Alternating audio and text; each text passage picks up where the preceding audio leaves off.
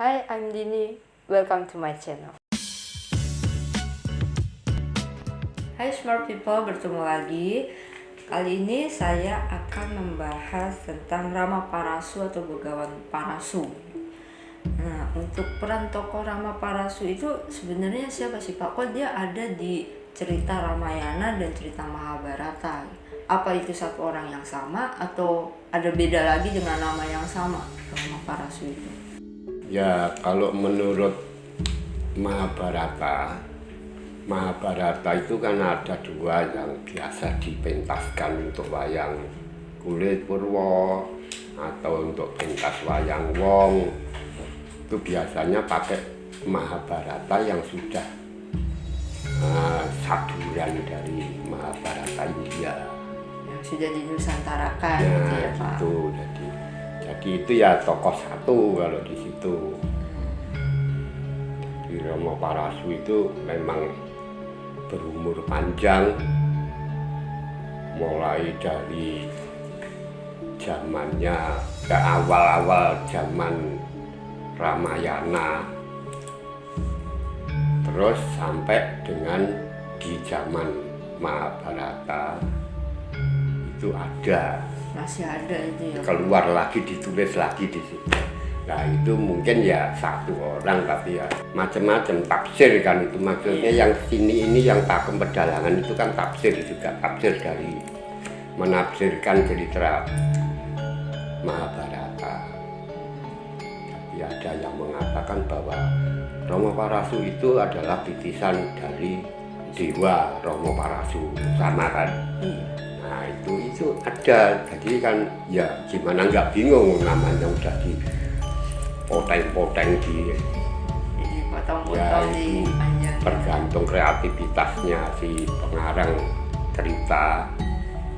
Nah kita yang wayang orang atau wayang kulit itu kan tinggal melanjutkan, jadi adanya kan itu dulu baru pakai itu. Jadi ada ceritanya dulu baru menirukan cerita itu gitu. Terus dikreasi lagi kan gitu. Di wayang orang apa itu lebih dikreasi lagi, soalnya pakeman pedalangan itu sekian banyaknya itu kadang menceritakan salah satu tokoh gitu atau salah satu peristiwa gitu, itu mesti menyangkut beberapa pakem itu, jadi mesti memadukan pakem atau memisahkan pakem. Itu tugas sutradara yang mau mementaskan. Nah kalau di Mahabharata sih Rama Parasu itu keturunan dari Dewa Brahma. Ya, Dewa Brahma itu kalau di Mahabharata itu Brahman. Nah, kalau di Jawa atau Pakeman Nusantara, Brahma itu anaknya Bathara Guru. Kalau di Mahabharata tidak ada Bathara Guru, adanya Brahman. Maka silsilahnya, leluhurnya berbeda antara Pakeman Mahabharata dengan yang Pakem Pedalangan ya Pak ya. Kalau yang di Mahabharata itu Sang Hyang Brahma itu mempunyai keturunan, mempunyai anak si Resi Brigu. Resi Brigu itu kemudian punya anak Sawana. Sawana itu punya anak si Urwa. Kemudian Urwa punya keturunan lagi si Ricika. Riciko. Riciko ini punya anak si Jamadagni. Jamadagni ini memperistri Dewi Renuka, mempunyai anak 5 laki semua.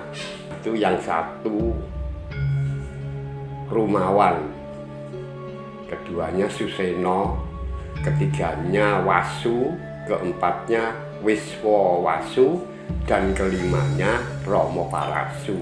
Ini paling kecil Ya, mungkin yang atas-atas itu tadi ya mesti ada namanya Rama di depannya atau tidak, terserah. Bisa saja toh Romo Rumawan atau Romo Suseno, Romo ini gitu, terus ini Rama Parasu gitu. Sebab kalau di Jawa kan itu parasu itu maksudnya itu wadung atau kampak. Jadi itu senjata ciri khasnya si Romo Parasu itu, makanya dinamakan Romo Parasu. Namanya siapa, terus dia suka pakai kampak. Terus namanya juga Romo Bargowo. Itu ada cerita lagi yang dia diutus oleh dewa untuk menenteramkan kahyangan. Dia mendapat pusaka yang namanya Bargo Wastro. Maka Bargo Wastro itu panah yang gedenya enggak karuan gitu tuh. Nah itu pada suatu ketika ceritanya, untuk urutan cerita si Romo Parasu sendiri, pertapaan bapaknya ini dengan ibunya yang namanya Renuko itu kena cobaan. Dewi Renuko itu kena rapal atau kena sumpah. Bukan kena rapal, Poncowisoyo. Nah, Poncowisoyo itu ya dulu ada cerita dulunya itu panah si Sang Komojoyo untuk memanah Bathara Guru. Bathara Guru bisa kena panah itu, dia pada waktu bertapa itu terus bangun, terus rindu kepada istrinya, jadi pembangkit rasa cinta gitu. Nah ini kena ajian itu, sehingga Renuko istrinya Jomodagni itu berkasih-kasihan dengan seorang raja Citroroto dari Manika Kata ya, Manikokoto kerajaannya. Jadi ketemu situ dia terpengaruh oleh ajian itu, dia jatuh cinta dan dua-duanya melakukan saling mencintai. Nah, padahal dia sudah punya anak 5 dan punya suami si Jomodagni. Nah, perilakunya itu diketahui oleh mata batin Jomodagni. Setelah diketahui, dijelaskan sama Jomodagni, apakah sudah tercapai keinginanmu mendekati dengan seorang yang masih muda dan ini sebagainya. Kaget si Renuko, merasa berdosa, merasa bersalah gitu ya. Nah ini dianggap dosa oleh si Jomodagni. Dia meninggalkan kewajibannya seorang ibu, meninggal kewajibannya seorang wanita yang sudah diperistri, meninggal kewajibannya sebagai istri dari pendeta gitu ya, pokoknya salah lah itu. Nah akhirnya minta maaf, kamu bisa dimaafkan tapi harus diruat. Untuk menghilangkan dosa yang ada di dirimu itu harus diruat. Ya sudah, manut diruat, hukumannya itu. Nah diruat itu dengan harus dibunuh. Hilangkan diruat dosanya itu dengan jalan dibunuh. Seperti orang kalau zaman dulu ada yang persajian itu mengorbankan orang apa gitu. Nah terus sesajian itu kan sudah hilang, itu terus diganti mengorbankan binatang. Ini dibunuh. Nah si anak-anaknya Jomodagni ini diperintah semua, yang kalian mesti membunuh ibumu, ruatlah ibumu. Itu dosa ibumu itu juga mengena kepada kamu. Jadi kamu coba diruat itu. Nggak ada yang mau, nggak tega lah, nggak pantas lah, nggak ini lah. Alasannya macam-macam. Kamu nggak nurut apa omongan orang tua. Kamu menilai sendiri masalah dosa ini dosa dan tidak, itu masalahnya di luar. Kamu sudah menilai sendiri, berarti kamu ini masih kurang akal budimu. Akal budi yang kurang itu adalah binatang. Jadi wah, saudara-saudaranya Romo Parasu berwujud binatang. Itu karena nggak nurut sama perintah orang tuanya. Dikutuk langsung begitu ya Pak? Iya. Nah, itu Romo Parasu belum lahir itu pas saat itu? Duh, ada no. Bukan cuma saudaranya doang Romo Ya Parasu? semua diperintah, tapi yang 4 itu nggak mau. Nah ini baru si Romo Parasu, dan tadi kamu diam saja. Nah, mau nggak kamu rawat ibumu? Iya, sanggup Romo Parasu. Romo Parasu sanggup. Ibunya dibunuh. Nah, cara bunuh ibunya itu ada yang pakai panah, ada yang mengatakan pakai kampaknya itu, Parasunya itu. Nah, pokoknya kalau saya lebih cocok ya sama panah. Kalau kampak kan gede, itu kan merasa sakit mesti yang dihukum. Kalau saya senengnya ya udah pakai panah aja yang kecil gitu. Tapi sakti. Ya yang jelas dibunuh sama si Romo Parasu. Puas ini bapaknya, kamu anak yang nurut sama orang tua, begitu tak kasih hadiah apa permintaanmu. Kemudian Resi Jamodagni setelah puas itu dia akan memberi hadiah pada Romo Parasu. Maka diminta, apa kamu ingin apa dan kamu punya keinginan apa, sampaikan nanti akan saya penuhi. Tuh, nah itu si Romo Parasu punya permintaan banyak. Satu, Romo Parasu minta supaya ibunya dihidupkan kembali dan melupakan peristiwa atau kejadian yang membawa dosa. Yang kedua, Romo Parasu minta juga bisa melupakan kejadian yang membawa dosa itu, tidak ingat sama sekali kalau dia membunuh ibunya, sehingga dia tidak merasa berdosa. Yang ketiga, dia minta kembalikan wujud saudara-saudaraku dan kembalikan pula akal budinya, kan gitu tadi bilang akal budinya, sekarang dikembalikan lagi. Terus yang keempat, Romo Parasu minta, saya ingin jadi seorang satria yang sakti Modrogno. Tidak ada satria yang bisa mengalahkan saya. Dan berilah saya umur panjang. Tentang kematian saya nanti hanya Dewa Wisnu yang memberi jalan. Tuh. Oh, itu permintaanmu ya. Ini bukan shot ya. Kalau shot itu kan kutukan. Ini namanya sabda. Itu biasa dewa itu kalau kasih hadiah itu berarti bersabda. Sabda, maka aku sabda akan terlaksana semua permintaanmu itu. Oleh ibunya bangun, saudaranya kembali wujud, dan Romo Parasu tidak merasa berdosa bahwa tidak membunuh. Nah, dan kejadian yang membawa dosa itu sepertinya sudah tidak ada, keadaan sudah pulih kembali, tenteram kembali, terus kembali hidup seperti sedia kala. Kebetulan ada Raja Hehoyo namanya, dari negara Soto Pallawa itu beserta prajuritnya berjalan melewati daerahnya Jamodagni itu, berhenti berkemah itu.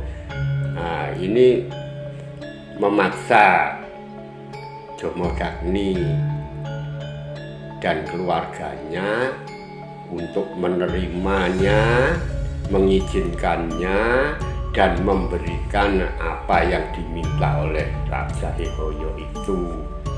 Kemudian si Jamodagni tidak bisa memberikan itu semua permintaannya. Raja kan neko-neko nggak ngerti, dia banyak sekali, nanti kalau minta yang enggak kan nggak bisa.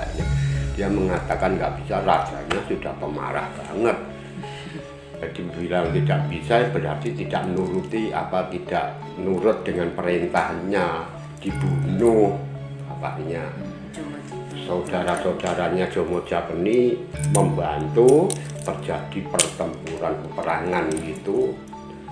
Raja dengan pasukannya yang banyak raksasa semua melawan saudara-saudara Jomodagni, melawan bapaknya mati, ibunya tahu, dia mendekati dirayu sama Hehoyo itu mau dibawa juga. Lebih baik ikut bapaknya yang meninggal itu, dia bunuh diri, mati. Saudara-saudaranya ini mati semua, kalah semua ya. Mati semua. Terus si Jomodagni, si Parasuromo juga membantu, akhirnya dia Trimikrama namanya dia seorang satria sakti ya, turunan Brahmana, kastanya juga satria Brahmana. Itu pernah diminta tolong untuk menenteramkan kayangan apa kan dulu gitu. Nah, berarti dia kan punya kesaktian yang lebih sudah, sehingga Raja Hehoyo sama prajuritnya habis, lainnya lari langgang. Nah, dia merawat ibunya sama saudara-saudaranya itu dengan rasa duka gitu ya. Terus dibakar kan, pembakaran mayatnya itu. Nah, di situ dia baru mikir, ini keluargaku dibunuh, dianiaya oleh seorang satria.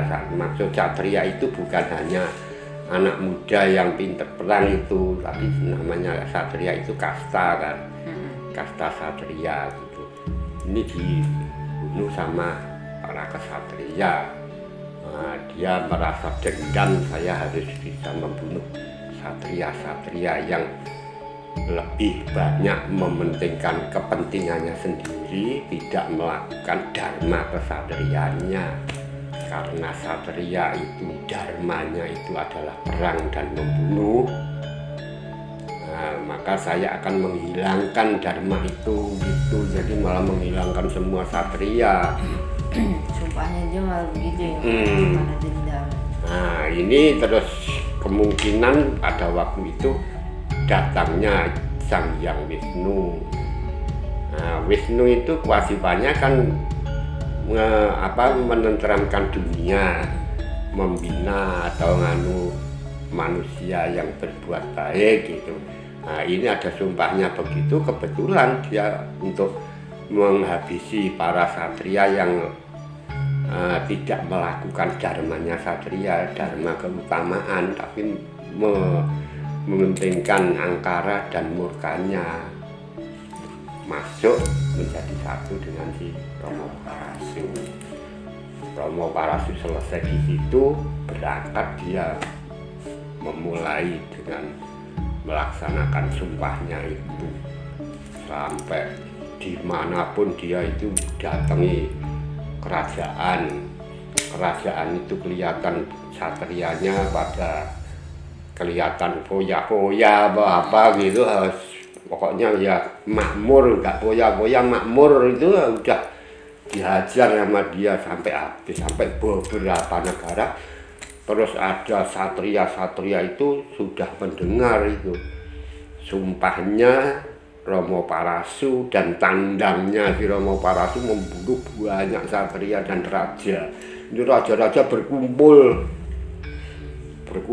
di daerahnya itu Kurusetra gitu, kumpul di situ untuk menghukum si Romo Parasu ini yang membunuh berapa ribu orang gitu. Kebetulan Romo Parasu juga datang di situ, jadi dia tahu juga di situ ada raja-raja yang berkumpul untuk menghakimi si Romo Parasu. Dia datangi malahan, karena didatangi, dihancurkan semua di situ. Selesai menghancurkan situ, menghancurkan raja-raja itu, membunuh berapa ratus ribu apa berapa puluh ribu gitu lah ceritanya. Di situ sampai dia bisa membuat sampai darahnya ada yang mati itu kan karena perang, darahnya itu menjadi telaga, kayak telaga gitu. Ada 5 telaga yang dinamakan telaga darah gitu. Nah, itu nanti akan dibicarakan di dalam Bharatayuddha nantinya. Tapi belum ada kan Bharatayuddha itu di situ. Nyambungnya ke situ ya Pak. Tuh. Kemudian setelah membunuh sekian banyak orang, berapa puluh, berapa ratus negara, dia keliling terus dunia itu, ceritanya keliling dunia terus itu, sampai dia baru tumbuh pikirannya itu, dan dia mengatakan kok kamu merubah kodratnya dewa gitu. Jadi ada lawannya yang tidak sengaja atau sengaja dia mengatakan begitu. Kodratnya itu ada kasta ini, ada kewajiban ini, ada dharma ini. Kok kamu bunuh semua ini? Ya apa benar itu mereka itu yang kamu bunuh itu salah semua? Apakah tidak ada yang berbuat baik, tapi karena kamu membunuh satria dia berkumpul dengan orang yang akan menghakimi kamu. Itu dia merasa apa benar ya, kalau gitu apa saya yang salah itu. Ya, baru sadar ininya, saya yang salah gitu.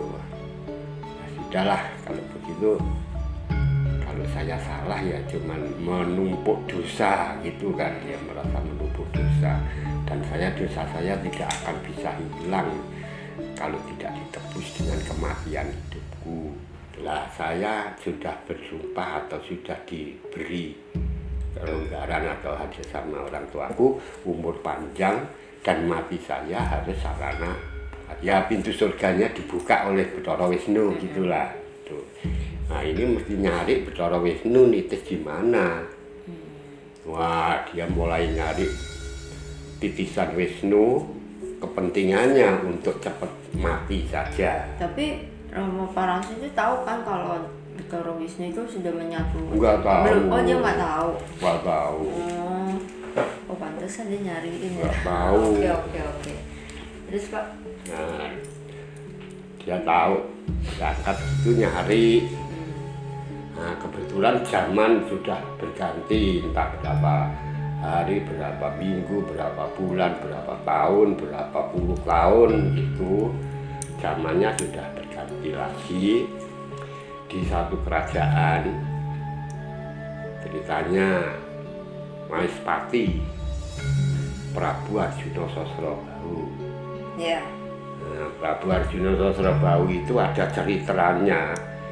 Pada saat itu dia hatinya kecewa, putus asa karena istrinya dua mati.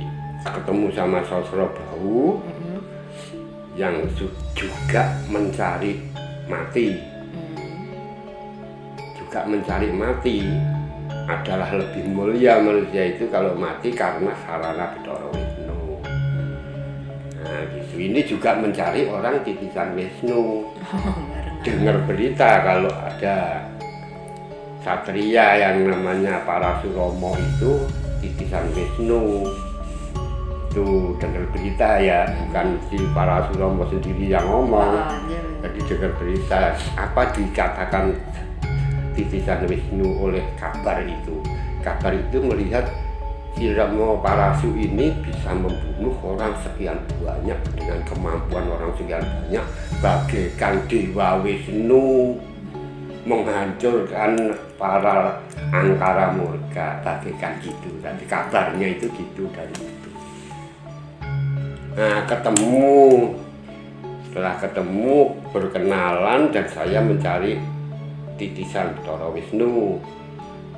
Kepentingannya saya ingin mengakhiri hidup saya karena kamu itu kabarnya adalah seorang raja yang bisa triwikrama, tuh bisa menjadi Sosrobahu. Sosro itu sewu, jadi bisa jadi triwikrama, jadi raksasa, tangannya itu 1000. Nah itu tidak ada kecuali titisan Bathara Wisnu, maka kamu harus membunuh saya. Nah, saya ini juga dengar kalau kamu itu bisa meratakan dunia, menghilangkan angkara murka, membunuh berapa ratus manusia yang berkasta satriamu adalah titisan Wisnu. Ya nggak bisa ini yang kalian Jalan-jalan. Sekarang gini saja dah, nggak usah berdebat, pokoknya yang penting kamu bunuhlah saya. Ya enggak, kamu yang titisan Wisnu ya kamu yang bunuh saya. Sekarang dicoba untuk kebenarannya, saling bertanding atau ya bisa ditandingkan dulu, perang-perang dulu gitu. Terus akhirnya bawa senjata dua-duanya bersama gitu, kayak koboi gitu kan, itu baru dilepaskan bersama seruat gitu. Romo Bargowo melepaskan panahnya masuk ke dada Sosrobau, jatuh. Ya, bener kata orang, bener kataku bahwa kamu adalah titisan Wisnu. Buktinya senjatamu bisa masuk di sini menjadi jalan kematianku. Terima kasih, mati gitulah ceritanya. Karena bilang terima kasih itu terus bisa mati dia. Terus si Romo Bargowo, loh saya nyari muter-muter di dunia besar, dunia kecil tak muterin nggak ada, nggak taunya Wisnu ada di tempatku toh. Lari bicara Wisnu yang ada di dalam, sudah namanya Jujubrio gitu, bahwa dia merasa dirinya itu adalah Bathara Wisnu, berarti ya kuasanya ya kayak Bathara Wisnu. Itu dengan begitu panas sudah Bathara Wisnu pergi. Dia si Rama Parasu marahnya sama si Sosrobau itu. Nah, ini saya juga belum bisa memastikan karena panahmu tidak dilepas gitu kan.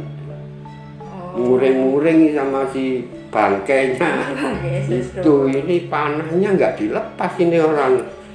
Nah, kalau tadi dilepaskan saya yang mati gitu, jadi dia sudah kacau ini untuk pengakuan dirinya Wisnu atau mencari yang Wisnu yang mana.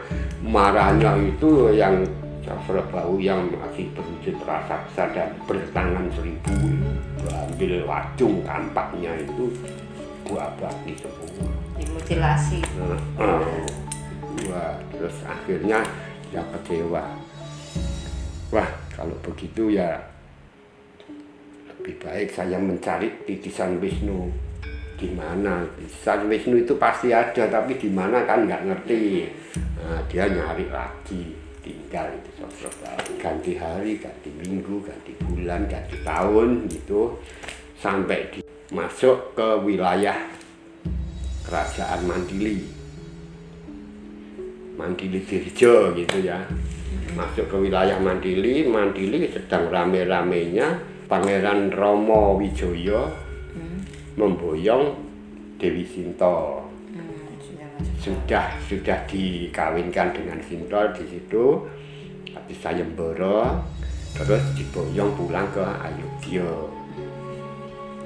Pulang ke Ayodhya, berangkat ini si Romo.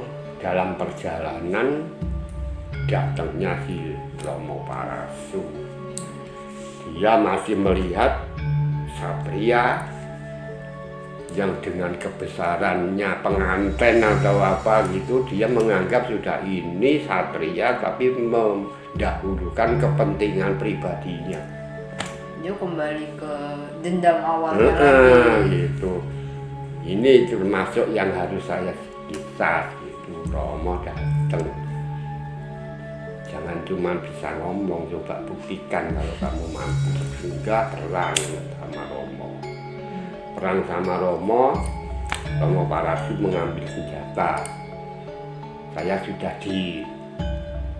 dihadiahi umur panjang, dihadiahi kesaktian, tidak ada satria yang mengalahkan saya. Makanya ini saya juga belum bisa mengalahkan si Romo Wijaya. Dia ingin cepat berakhir kerjaannya, dia menang tanah tamak kening Romo diem aja, panahnya balik. Kalau panah sakti itu biasanya dirapal, dipanahkan gitu, nanti kembali lagi ke yang punya gitu, jadi kayak bumerang gitu. Iya, tapi ini kembalinya ini kembali untuk ke tempatnya pemiliknya. Itu gitu senjatanya. Si Romo Wijaya juga mengangkat panahnya, panas si Rama Parasu. Rama Parasu itu kan tidak pedas senjata, sakti. Tapi itu panahnya bisa masuk ke dada. Kena dia jatuh, dia mikir, wah ini senjatanya sudah bisa menembus saya. Ini kalau saya mati berarti kamu titisan Wisnu gitu kan. Nah terus dia cepat mati, dimasukkan senjatanya. Dimasukin sendiri gitu. Tapi nggak bisa, dicopot nggak bisa. Bingung dia, ancam terus nggak bisa diangkat, nggak bisa diturunkan, masuk lagi. Terus akhirnya jangan bingung, itu tidak akan bisa lepas dari dirimu kalau bukan saya yang perintah. Itu si Romonya, waspadakan, lihatlah siapa saya. Rama Parasu melihat Romo kelihatan Wisnu, kelihatan Wisnu, dia bersujud. Ya sudah, terima kasih sekali kalau saya harus mati di tanganmu. Bukan, kamu masih dikasih umur panjang, ya kan? Sudah dikasih umur panjang, kesaktianmu masih di dalam dirimu. Nah maka kamu harus mentaati kodrat kepastian dewa. Belum waktunya kamu mati. Kamu tidak boleh mati sekarang. Kalau mati sekarang bapakmu tidak, shotnya tidak mujarab gitu. Itu padahal shotnya bapakmu itu sudah disetujui oleh dewa. Kalau itu tidak kejadian kan dewanya juga, berarti dewanya bohong menerima gitu. Nah, kamu belum waktunya, nanti waktunya. Nah kalau kamu sudah mempunyai murid yang bisa menjadi pahlawan palagan, pahlawan perang, dan kepahlawanannya itu untuk mengangkat derajat orang lain, musuh-musuhnya. Nah, kisah lah, jadi dia jadi pahlawan perang, tapi perangnya itu dia bisa mengangkat musuhnya, bukan dirinya sendiri. Ya, oke. Nah, untuk menunggu masa itu, sekarang kamu pergi ke Mahindra. Dia bertapa di Mahindra sana. Sama itu tadi pulang ke Ayodhya. Nah, si Rama Parasu ini di Mahindra itu sudah lemes loyo, merasa kesaktiannya hilang karena dia berani sama Bathara Wisnu gitu kan. Nah, terus ini didatangi oleh orang tuanya, oleh kakeknya, oleh leluhurnya. Itu dikasih tahu, kamu karena melawan Wisnu sehingga kamu hilang semua kesaktianmu dan sebagainya. Sekarang kamu mandilah di Sendang Widusara. Di Widusara sana itu adalah tadinya pertapaan di Popodo. Pertapaan di Popodo itu tempat leluhurmu Resi Brigu. Oh iya. Nah, itu tempat itu dulu. Nah, kamu di sana. Nanti kamu mandi di Sendang Widusara, itu akan pulih kekuatan dan tekadmu. Nah, karena nunggu ya balik dia ke Widusara sana, mandi di Sendang dan lain sebagainya. Pokoknya dawuhnya orang tuanya dilaksanakan semua. Benar, dia pulih lagi, sudah menjadi Rama Parasu seperti yang sedia kala. Tuh, lama lagi di situ ganti zaman lagi. Tahun lagi. Nah, terus ada datangnya seorang satria. Jadi dia sudah melupakan sumpahnya atau ini si Parasu ini sebenarnya. Kalau dendamnya soal matinya bapaknya sih masih, tapi untuk membunuh para satria itu sudah tidak ada, soalnya sudah dibilangin sama Wisnu, dan perbuatanmu itu bukan dosa karena itu adalah kewajibanku. Jadi dia berbuat begitu itu kan nggak sadar karena Wisnu yang ada di situ. Gitu. Nah, datangnya seorang satria yang bernama Dewa Brata. Iya. Nah, Dewa Brata itu datang di situ. Dewa Brata ini kan anak bidadari. Iya. Anak bidadari. itu punya kesaktian, dia diajar di kayangan itu ceritanya kan. Diajar oleh dewa, dia sakti. Ya ini dengar berita bahwa si Rama Parasu ini orang kesaktiannya bagaikan dewa. Dia datang di situ nyoba. Kalau dia memang sakti melebihi aku berani mencoba kesaktiannya. Ternyata kelebihan memang lebih unggul si Rama Parasu itu. Nah dia berguru di situ terus belajar sama Rama Parasu. Pelajaran apapun segalanya, olah perang dan segalanya, tata baris di palagan, tata negara, ya, jadi segalanya lah pokoknya. Yang penting menggunakan senjata. Yang paling utama senjatanya adalah panah. Jadi bukan pakai. Kan ciri khasnya dia. Nah jadi diajari itu si Dewa Broto ini mahirnya juga panah jadinya, lebih mahir lagi. Nah, itu selesai, Dewa Broto pergi ganti masa. Dewa Broto ini pulang dari negara Kasi, dari Masuk Sayembara. Bisma pada waktu itu ketemu sama si Rama Parasu.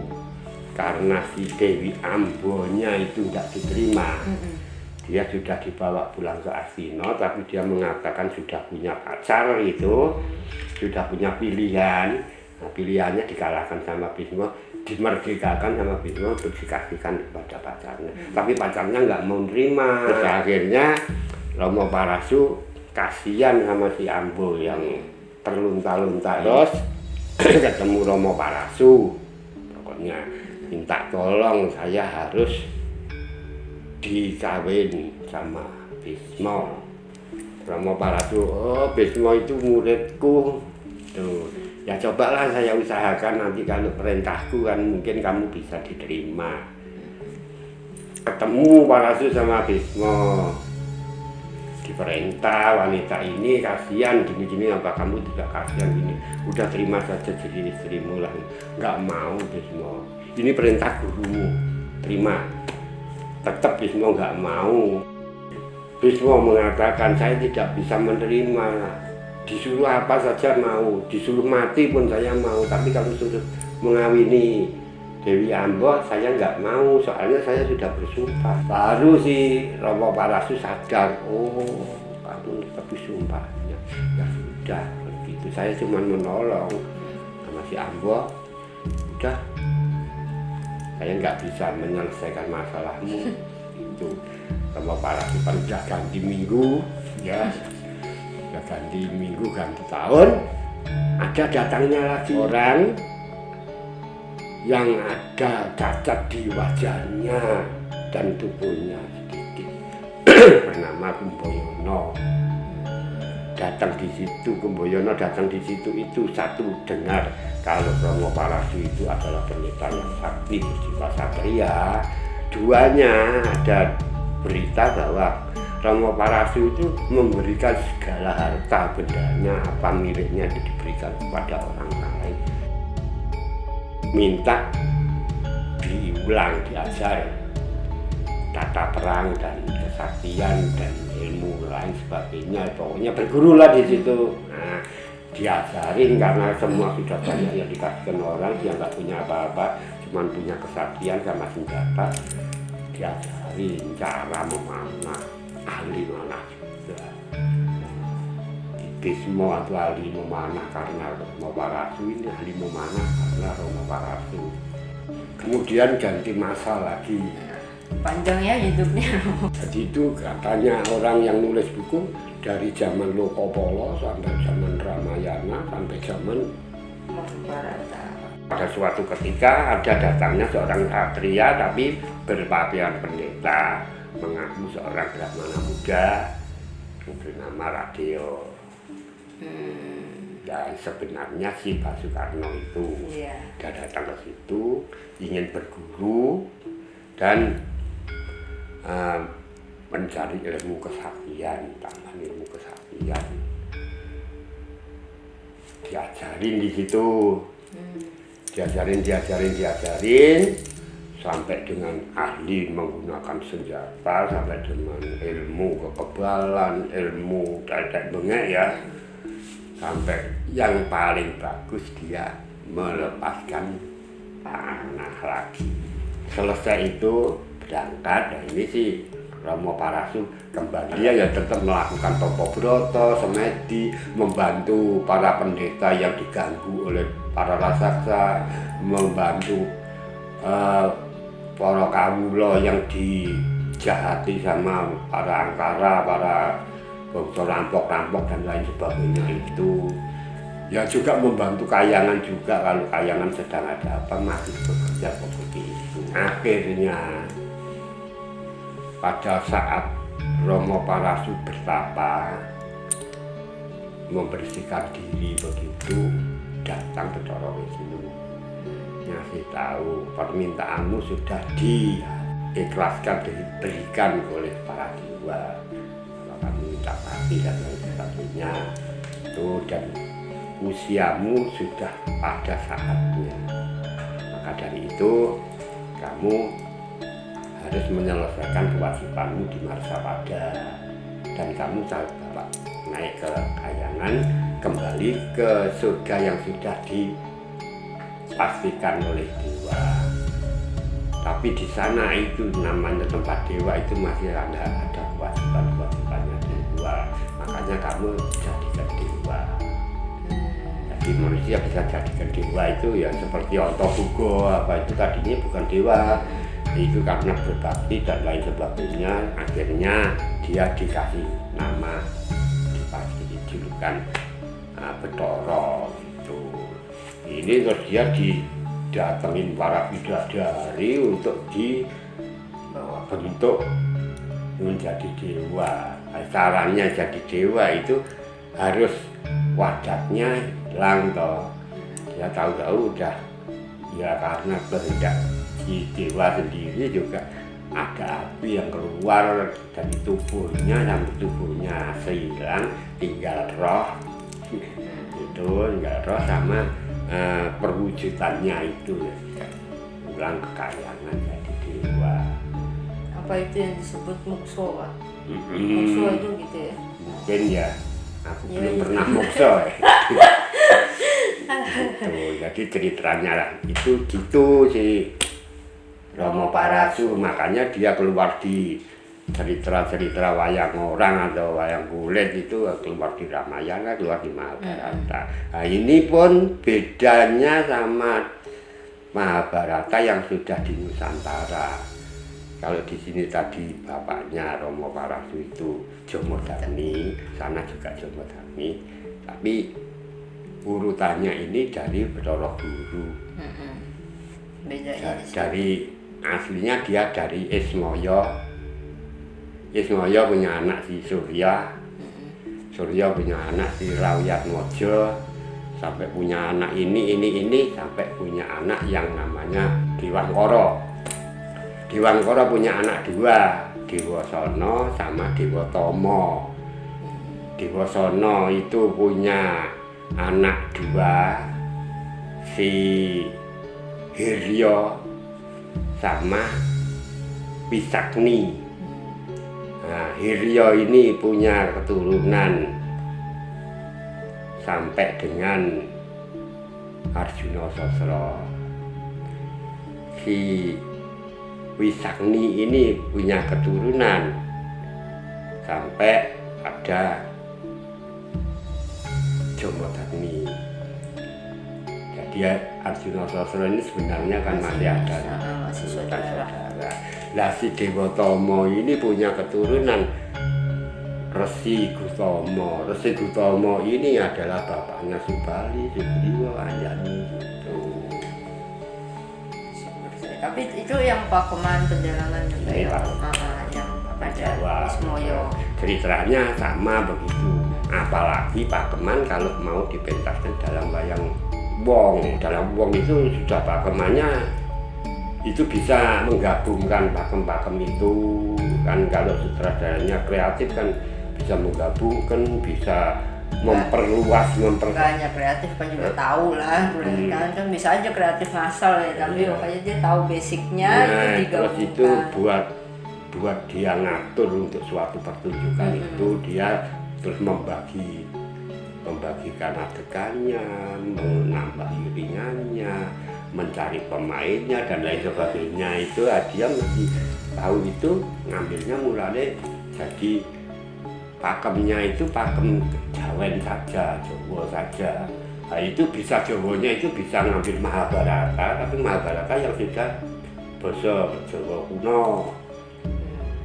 Bisa mengambil dari pakem tuntunan pedalangan, bisa pakem buku-buku yang dibahas judul buku Arjuna Sastra, Serat Kondo, ada yang namanya Pustaka Raja Parwa, ada banyak banget. Nah, itu si sutradara wayang wong itu mesti mencari ini mana yang bisa berhubungan gitu. Nah, seperti saya dulu kan itu masih saya hubungkan lagi ceritanya sebelum cerita Rama Parasut itu tak kasih intro ceritanya. Jadi intronya ini tadi kan masih berhubungan saudara. Jadi erat sekali hubungan dari Rama Parasut ini sama si Resi Gutama, pamannya. Nah, ini mendapat perintah dari dewa untuk menenteramkan kayangan yang dibuat onar atau dibuat rame atau digempur oleh seorang raja Wrehaswara dengan pasukannya raksasa. Itu menginginkan ibunya Subali perang dengan Wrehaswara sampai dengan semua bisa kalah dan bisa tentram karena orang dua. Nah, ini dalam perang ini si Rama Parasut ini agak kejipuan, agak kesulitan untuk mengalahkan itu. Dia dibantu oleh dewa, diambilkan ganjel pintu. Ganjel pintu dikasihkan si Rama Bhargawa, jadi sebuah senjata namanya Bhargawastra itu. Nah, satu itu ya. Nah, kedua kalinya si Resi Gutama dikasih hadiah oleh dewa karena bisa menenteramkan itu, karena berbakti sama dewa, dikasih si Windradi itu tadi yang dilamar itu, Dewi Windradi atau Betari Windradi itu dikawinkan sama Gutama, sampai akhirnya mempunyai anak si Subali, Sugriwa, Anjani itu bisa digabung-gabungkan gitu kalau pakeman Jawa. Nah, terus sampai dengan pakemannya lagi tentang cerita ini banyak sih, kalau mau sutradaranya atau dalangnya kalau wayang Purwa itu menggabungkan atau mengurangi atau sudah jelasin ya. Lahir dari keluarga pendeta ya Pak ya, dari masih keturunan Dewa Brahma ataupun Betara Guru ya Pak ya kalau di sini ya. pakeman Sini gitu. Tapi kan yang kebanyakan di sini yang tahu itu lah pakeman itu. Nah, sampai matinya Rama Parasut juga tadi sudah jelas juga ya. Nah, kalau di Mahabharata enggak ada. Udah hilang. Udah ditulis lagi. Nah, ini yang pakem Jawa itu. Maka cerita itu biar utuh, jadi ya pakeman ini ya pakeman sana ini jadi utuhnya riwayatnya itu begini. Oke, sip. Mantap. Ya sudah selesai. Terima kasih yang sudah melakukan reservasi. Sudah cukup sampai sini. Sebelum next episode. Bye-bye.